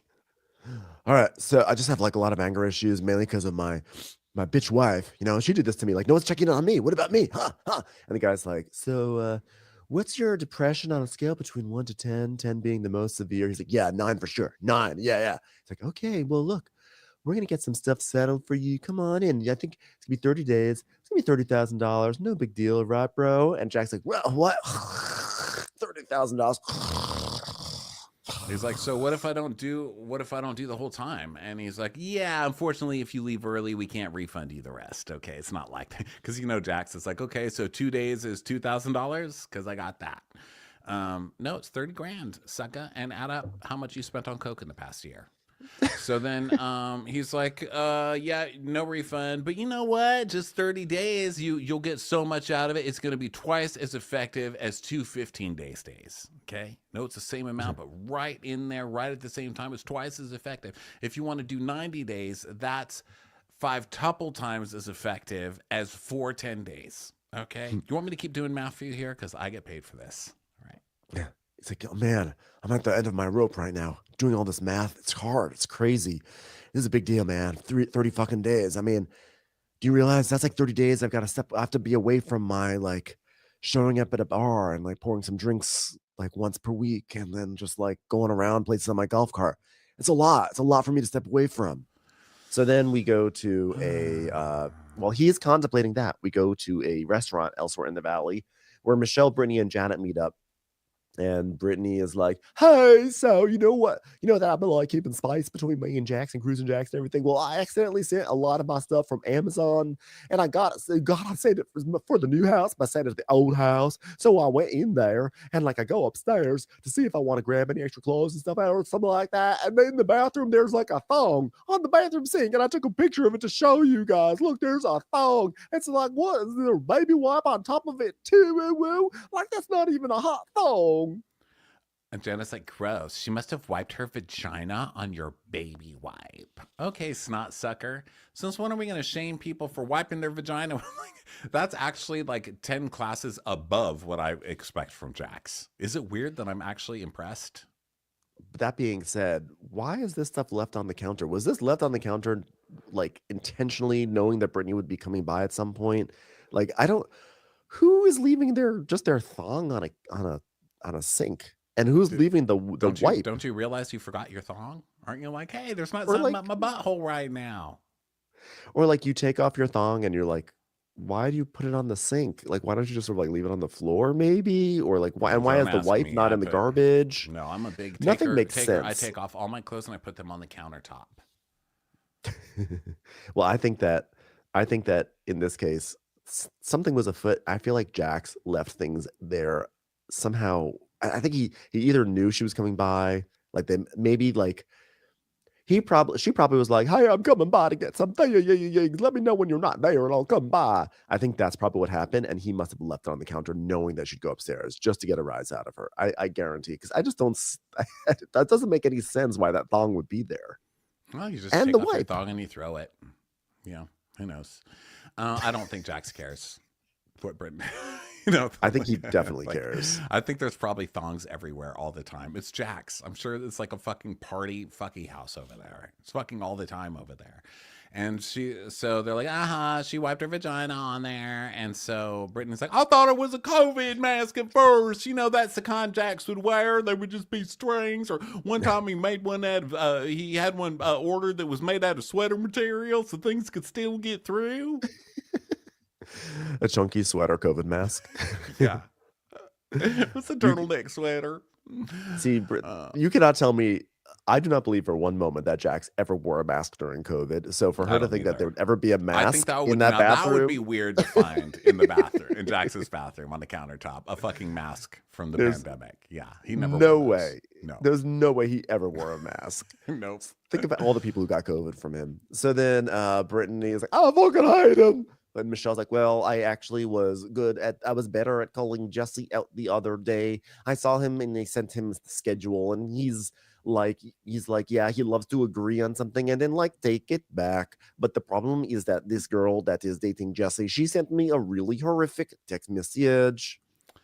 And they're like, oh my God, what? She is threatening to zoom me. That's like, it doesn't really feel good, you guys. She is threatening to zoom me. Well, why are you starting shit with this girl, Michelle? Like, I'm on your side here, but why are you going to Jesse and saying that girl's telling everybody she's cheating on you with a guy from Baywatch? Like, how is that your business? Why are you getting yourself embroiled in this girl's business? Well, of course that girl wrote you and said, fuck you to you. I mean, isn't that logical? Well, I feel like I understand the logic of what you're saying, like just stay out of all the business. But I also feel like as someone who's dealing with Jesse Lally, you're gonna go for like this is someone who's gonna be around your child, and you'll be like, just so you know, this person does not have your best interest at hand, and so like you're bringing them around my daughter. So just so you know, this is what this person's saying to other people, and you're exposing this lady to our child. So you should know this. So I think it Yeah, was but actually you okay for shouldn't her to be say it. surprised if you go on national TV and say some girl is alleging all this stuff on national TV, and then be shocked that you got a text message telling you to fuck off. Is all I'm saying. You know, I mean, Well, this person's in Michelle versus Jesse, obviously I'm more team Michelle than Jesse, but I think I'm just pointing out, like, I feel like it's unfair to not judge everybody. Like, I mean, come on, you're pretty messy as well, madame. I wonder So where she's the I wonder, by the way, I'm interested. I wonder where the public sentiment is on Michelle versus Jesse, because I saw something briefly that I don't know. Someone tweeted something that seemed to suggest almost like they tweeted something like, "I can't believe we have a show with both these people on," and it was like Jax and Michelle, and I was like, "Really? Is Michelle being viewed as like the worst awful the worst offender here in this situation?" Jesse has a lot of people fooled with his I think he victimhood. You know, his does. whole like, she cheated on me and I didn't do nothing. Maybe it was a bad husband, kind of, but she drove me to it. You know, people fall for that good little boy shit all the time. They I mean, do I all saw a the time. whole ass thread, and granted, it was like in some Facebook group, but I saw a whole ass thread. Like, can you believe Britney attacked Jax when she came in and started trying to trigger Jax on the day that he was going to rehab? I was hoping that she'd come in and say, Jax, I'm so proud of you for going to rehab. I mean, that's a huge step for Jax, and poor thing dealing with this Oh, witch. And awful. I was like, how do we all live on the same fucking planet? Like, what I know. language are you watching this show in? Do they change it in the subtitles? Like, what's happening? Yeah, I don't understand how anyone could ever have that take. Okay, and I know I have some hot takes that are a little out there, but not that's terrible. That's a terrible hot take. So then she's like, well, basically this girl is constantly threatening to sue me. Like it doesn't feel real good. Like you're spending a lot of time with my daughter. And Brittany's like, oh, but why is she trying to sue you? And And so Janet's Janet's like, well, I met her at Jax's bar. I thought she was very nice, but she said that she's going to send us all cease and desist so that we don't talk about her. And I said, how dare you, while you're eating my casserole? I brought some casserole in my purse. That's just how moms roll. I'm a mom.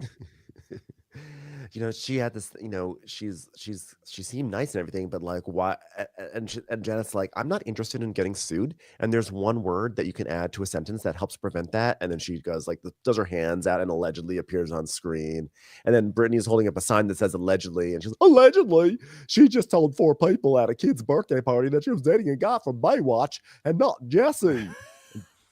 I still don't understand this. What I need to have better context about the Baywatch. Is it the So movie this or is girl's it the telling TV show? everybody that I like that it's not just Sheena, it's like literally everybody. She's going to a group party and being like, oh, I'm not dating Jesse. I'm fucking the guy from Baywatch.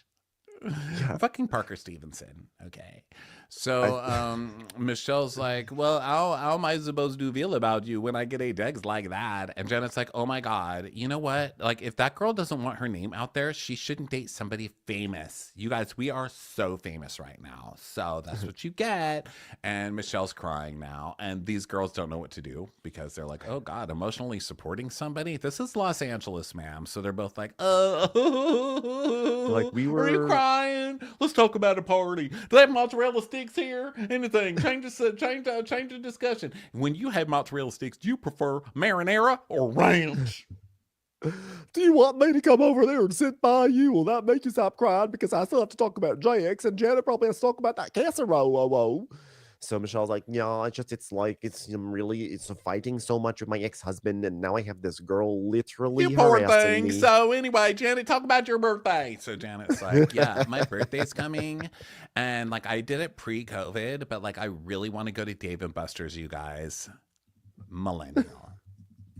Youth. Ew, gross. So then she's gonna do this, and she's like, she goes, I wanted to ask you what you think about inviting Jax because I feel like right now it's not aligned with what I want for him. Was that her way of saying I don't want to invite Jax? It was such a confusing thing to say. It's not aligned with what I want from who knows. It's fucking Janet. I think Janet's like, I'm gonna invite Jax unless you tell me not to, is what it sounds like. But Jax is gonna be in rehab anyway. Yeah. So Brittany's like, She's also gonna whatever, invite Jesse, right? yeah, Or she's not gonna Jesse. invite Jesse as well. Yeah. So Brittany's like, I'll be there 1000%. Neither way, I don't care nothing. Okay. So basically, she's like, it'll be nice to have peace from Jax, but whatever. So now they have another round before they all go drive their kids. So then They're basically like, look, we don't want either of our exes at this party, but we know we're shooting a TV show, so go ahead. pretty much Do what you have to do. So now Zach is FaceTiming Benji. And he's like, oh my God, Benji, it hasn't been easy this past almost 2 months. And Benji's like, I know, you've been calling so much. It's been rough. I thought when I said I was quote unquote deported, that would be enough to get you to be quiet, but you keep on calling me, which is really hard. Yeah, it's amazing how your apartment in Canada looks exactly like the one in Los Angeles. I can't believe you got deported to the exact same building. Yeah. Why are you sitting in front of a green wall? Oh, I'm sorry. Hold on. Let me flip this switch. Wait a minute. Now you're at Disneyland, Japan? Yeah. I've been traveling. I'm totally not in the country right now. I'm not here. Sorry, let me switch this. Is that a kangaroo behind you? I'm in Australia now. Yeah, I've been. So I'm definitely not in Los Angeles. I'm definitely in a different country right now. Okay, well, I feel like I've done a really good job of trying to give you as much space as possible. Have you? Yeah. And like, you can ask Kristen or Brittany. And like, I'm just like not really good at giving space. And I love Benji. Like, he listens to me. We have amazing communication. I don't feel judged. And I don't think I've ever met anyone in my life that I really do hope that we can like work through this and get back together someday. He's like, yeah, so I wanted to call you because it's like D-Day. And by that, I don't mean deported day. I mean decision day. Okay? That's what I'm talking about. So, like, if you're going to tell me you're not moving to LA, I'll accept it. But you know what? Like, maybe I'll move to Canada because I'm following you, Benji. He's like, oh, sorry. I'm not in Canada anymore. Got deported from there. I'm literally on the moon. I'm on the moon right now. I don't know if I can get... Oh, yeah. And Benji's like, you're like a U-Haul lesbian, and he's like, yeah, I'm like your little les broom hitched to my U-Haul. Okay, huh. And Benji's like, yeah, I can't tell if you're really serious or not about all this. You know what? I would hope that you would never think that I wasn't serious, because I felt that like when you broke up with me, I realized how much I wanted to be with you. So then I was like, when he said that, I was like, oh, is this a situation where the breakup wasn't because of deportation? The breakup was because they were like not a good couple. And then when Benji finally got away, Zach, it was one of those moments where Zach was like, now that you're gone, I realize how much I love you. I just feel like there's more dysfunction here than what we're being presented with. Yeah, and he's like, well, I've always heard the term like, oh, they make you a better person. And, look at me. Okay, well, I'm not really a better person, but I did change my hair slightly. So I'm with Benji for life. I'm with Benji for life. I mean, literally on my Grindr profile, it said like, if you even have the word outdoors, you can swipe left right now. But like, I go outside now. I go outside, you guys. I put my feet in Brittany's pool. Yeah. So Zach is like, so like, what do you think you would want to move in for at least half the summer? Benji's like, I don't know if you understand what the concept of deporting is. I don't know if that's really an option, but I'll just say yes, just to get you to shut up. Oh my God, like I'm not gonna cry. Oh my God, I'm not gonna cry. I'm not gonna cry, but I'm gonna cry. Oh. Yeah. So he's like, oh my God, I'm so excited. But like, there's so much nerves about it. But oh my God, we mesh so well together. Oh, maybe we could like, well, I mean, you're not divorced, but like, maybe we could do like, like 90-day fiance wedding swarm or something. And he's like, okay, then I want a Cheetos chapel and an Elvis impersonator. My favorite thing is when Zach says this. He goes, I'm so excited, but there's definitely nerves that surround that because, like, Benji wears flip flops inside my house because he thinks the floors are too dirty. And it's basically like lava to him. I was like, wait a second. I love Benji. I love the idea. He comes in, he's like, hold on, let me put on my hazmat suit in your disgusting sty of a home. And now he has to live there. This is not going to go well. So Zach's like, what do you mean a Cheetos chapel? And he goes, yeah, because I want it to match your skin. Fuck you, you're such a dick. Yeah. I'm laughing at your wig. Oh. Benji is great. More Benji. More Benji. Free Benji for sure. Yeah. So then we go to Jax and Britney's, and she goes inside the house with Cruz, and she's like, "You want some fruit? Oh, it's all rotten. No, God, Jax can't even keep fruit alive. Come on." Although the banana looked fine, I didn't understand that, but you know, I believe there's probably mold over everything. To some of us, fruit just always looks rotten. Tell me about it. Tell me. Preach, sister. So Cruz he's like sad. He wants a bottle. And then we see like empty frames that I guess used to have pictures of them together, or maybe they've been turned around or something like that. And so Britt goes in the fridge and there's like a cup that has the girl's lipstick on it. And Jax shows up and he's in that golf cart. So he pulls up and he comes in. He's like, hey, Cruz. And Cruz immediately starts to cry. And like he's trying to give Cruz a hug, and Cruz is like crying in Jax's arms. It's like actually very sad. Is he crying? Yeah. I thought Jax was crying. No. Oh. Well, maybe Jax cried too, but like Cruz was definitely like, when he saw Jax, he started to cry. So I was like, oh God, I feel uncomfortable. So Britt's like, don't kiss him on the face, Jax. Don't kiss him on the face. You got whore all over you. You are covered in whore, Jax. You are covered in whore. Okay? You didn't take a shower. You had a disgusting girl here last night. And we see ring cam footage of her leaving the house. And so Jack's like, I didn't do anything. I don't know if you took a shower. So please don't kiss him on the face with that skank. You got skank all over your lips. And again, Kieran, like we send the kid to a different room. Like, come on, you guys. Jesus Christ. Seriously. So gross. So he's like, I mean, why's Britney coming after me?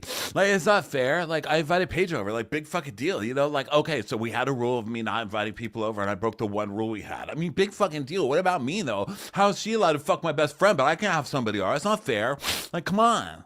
Okay, you agreed to a rule, and you broke the rule, and you left, like, a thong places and lipstick all over places, and she's, like, on the video coming into your house. Like, two wrongs don't make a right. It's as simple as that. You know, sometimes these old adages really mean something. So so then they basically give the kid to Zuli, the nanny, to get Cruz out of there. And then Jack's like, you ruined my life. So he keeps on moaning and groaning about having to go to rehab, which to me indicates he has no interest in going to rehab, which I guess we could have all divined. But like, it also shows like this is not going to be effective whatsoever. And anything that comes out of this, I don't think will be effective. I think this is just Jax. He's doing this because the producer said you got to go to rehab, otherwise you're not going to be able to stay on this show. That's right. He's blaming her for him having to go because since she called people after he threw furniture and had a rage at her, it's her fault that he's now in all of this trouble when she should have just kept quiet about the abuse, his drugs, and everything else. None of it's his fault. It's her fault for tattletaling, and that ruined his life. And that's always been his MO, and that's always the narcissist MO, which is that when shit goes down, the narcissist is always like, why do we have all these voices interfering? It's always like a circle of the wagons, right? And this is what Jax did with the whole Faith scandal, which is like, I'm so sick and tired of everyone weighing in. I don't want people to weigh in. Everyone has something to say. Like, it's just be about us and like, you know, create separation between people who could actually be helpful in the situation. And so that's sort of like that's extended here too, that by like implication. So we're seeing how he's acting, and then we're seeing how he's acting in his confessional, which is of course like the good guy. So he's like, you know, I'm going to a treatment center for 30 days and you know, like I'm spiraling. I just don't want to be like this for my son, you know. If I have to do it, I'm gonna do it. I'm gonna do it for my son. But meanwhile, it's like, fuck you, I'm doing this because of you, you bitch. It's like fucking Yeah. Jax. So he's like, well, yeah, why don't you go back to your boyfriend, Juliet, who you've been hooking up with the past 5 months? Why do you do that? Why do you do that? And she's like, I'm not hooking up with him. And you know that. Okay. And so they yell about that. And he's like, you hooked up with Julian for 5 months. I have it all documented. I have the dates. And she's like, there was a girl in my house this morning. Yeah, there was. That's disgusting. Yeah, she was in the spare bedroom, which no. Right. He's pulling a Sandoval with this one. Yeah, she was in the spare bedroom. Yeah, we were in the hot tub. That's my spare bedroom. That's my mom's room. He's like, I don't care. You don't pay. You never paid one bill in this house. What? I pay all the bills on this house. You don't pay the mortgage at all. So what? I pay the property taxes. I put the same amount of money down as you did, and I still pay the bills. Hell yeah. So he goes, oh yeah, and you hook up with guys at your thing. And she goes, I have an Airbnb. So she has my house. I can fuck in an Airbnb. You can't fuck in my house. Doesn't make any sense. It's like, you that was our number one rule. I don't even recognize you anymore. Like, who are you? I'm like, how do you not recognize him? He's the man you married, babe. Person. We all recognize him. But where the fuck have you been? You're the one with him every day. Weirdo. Yeah. So he's like, but I begged you to come check on me. See how I'm doing. You never checked on me, so that's why I had to have that girl over. And we see a screenshot of this girl, and she's, of course, who Jax is with. Like, it's just like it's so on type for Jax. All we see is like this really pretty girl with size 5 tuple, X boobs. And this is all Jax wants, So she's yelling Yeah, he's just pulling this card of like, you didn't check on me to see how I'm doing, which is so ridiculous. He goes, but you scared me. You were the one who threw you don't get checked in on because you're the one who threw the bar stools. Yeah. That doesn't work that way. Right. So she's saying, you scared me and you hurt me and you need help. And he's like, you do. You need help. What about your help? You need to get help for not checking on people. Do I have rehab for that? And she's like, I do. I have to go to therapy because of all the stuff that you put me through. And he's like, yeah, well, if you were that miserable, you could have left years ago. All we do is argue and cry. Oh. I think she tried to leave years ago. And then you were the one who was like, it won't happen again. I'm going to be a better man. Don't you worry. So that doesn't really hold up for me. And so now she's crying. She's like, you're a terrible person. I don't want Cruz to grow to be a person like you. And he's like, oh, he can't anyway. He doesn't have the lats for it. She goes, I didn't make you throw chairs and punch holes in the wall. And he's like, oh my God, are you serious? He goes, that's it. I'm done. I'm done filming. I'm done with this all. So he like walks out. He's like, this is toxic. She's like, I'm not toxic. You are toxic. Yeah, he just keeps going, yeah, she's toxic. She's toxic. She's toxic. I can't do this. This is toxic, guys. See what you're making? You're making me film with a toxic person. And he's doing the whole she can hook up with my best friend, but I can't have someone over. What's the difference? And so they're just screaming and yelling at each other. And she's screaming that if he doesn't stay the whole 30 days, she's filing and she's taking Cruz and she's getting full custody and she's getting a restraining order and he's going to lose his job. Yeah. And she's like, you can't take responsibility for anything. So then she's like, he's going to go for one day and he's come right back. And then he's done, which is exactly correct. She knows. This is when she's like, you need to get over your Coke addiction. She's like, you're the one who has an addiction. And he's like, so how much Coke have you done? And she goes, I've done it, but you do a drug test on me right now and I'll pass. What about you? Yeah. And then he says, this is wild. He goes, she can hang out and hook up with somebody that's in my circle and send pictures of my son to him. And yet I can't have somebody over to the house when she's not there and it's a different room. That's gaslighting. If anybody's a gaslighter, that's her. I'm like, that's literally not even close to what gaslighting is. Of course, Jax pulls out some, word from the zeitgeist and tries to use it. Yeah, so they're screaming and yelling at each other, and she's screaming, you need to be honest with the doctor and not go in there and start lying about yourself. And she's like, listen, I'm not protecting this fucker anymore. Like, I'm outing everything. So yeah. Let's do this. So this is when she's like, you're the one with the Coke problem. So she's like, you're the one with an addiction. He's like, I do not have an addiction. Okay, I do not have an addiction. And she's like, give me a drug test. I'll pass. Will you? And he's like, I'm not doing this. Toxic. I love that. I love when she said that. That was great because he really he was like, I'm not gonna do this. He couldn't even lie about that. He couldn't even Jax, the serial liars, couldn't even say, of course I'll pass. He's like, I'm not gonna answer that. So she's saying that like Cruz deserves more, she deserves more, and she can't take it anymore. And she's like, you're gonna realize the one day that I was the only one who actually loved you enough to hold you to it and get you actually the help that you needed. And I'm like, I don't want you to even say that because that implies that someday he's going to come around and realize, and almost the suggestion is almost like he will appreciate the things that you do. Like you don't have to live for his appreciation. You don't have to care whether he appreciates you or not. Like you close that door on this awful monster. Yeah, so she goes outside and Jason's there and he hugs her. And she's like, "Yeah, I mean, I was in there and he was screaming at me because I was hooking up with somebody." And I'm like, "Just be honest about partying, like going out all the time and stuff, And he wasn't listening to me. Okay, so maybe you can talk to him. Just tell him, to be honest with the therapist." And he's like, yeah, okay, that's gonna work out great. Sure, I'll do that." Okay. I just ate a casserole. It was very heavy. Do I have to go in there? She's like, "Go on, do it."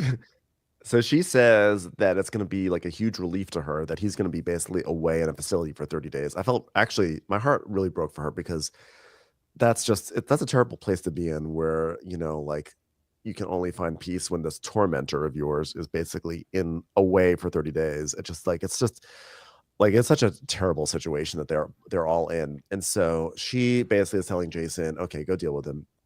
And Jason is like, he's like, well, when you're dealing with checking into a mental health for 30 days away from your friends and family, it's got to be terrifying. And well, if he makes it through the entire 30 days, I'm going to be extremely proud of this guy. Spoiler alert, you will not be proud of him. Never, not at all. So he has a talk with Jax, the other Jason, and he's like, "What are you afraid of, bro?"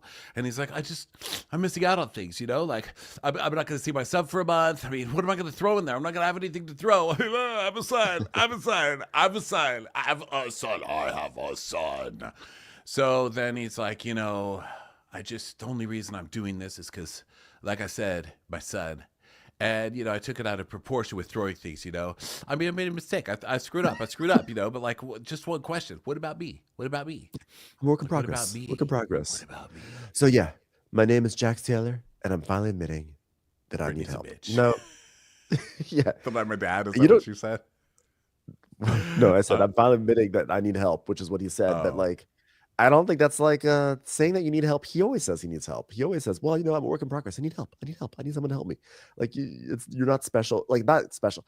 This is not a significant thing that we're ending the episode with him saying, I need help. It's like, I don't think you think you need help because you just were yelling at Britney that she ruined your life. So you're just saying the things that the people need to hear so that way that they treat you better. Yeah, but he can't stop himself from interspersing it with the truth every other sentence, so it's not going to work. I mean, who cares? Well, Just what's get also this guy funny, out of here. They don't need him for this show. He was barely on last week, and the show was fine. Just get rid of him. You know what's also funny? This scene was really dark, really, really dark. It was a little uncomfortable to watch. And as it starts to come towards this finale, they start to segue into Watch What Happens Live. So they split the screen.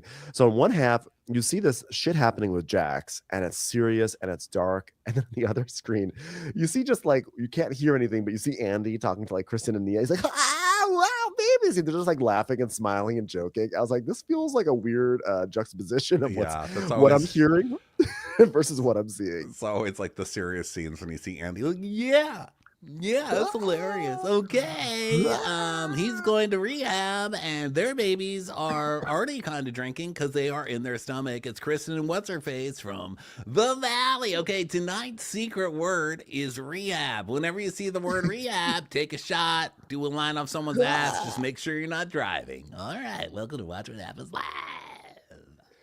Oh, fun times. Well, great show. Really, really dark and disturbing, but fascinating to watch. Thanks for everyone for being here. We got some Dwell Hello happening later this week. We have our bonus episode. Our bonus episode is Next Gen New York City Trailer Trash. So check that out, and we will catch you on the next one. Bye. Bye.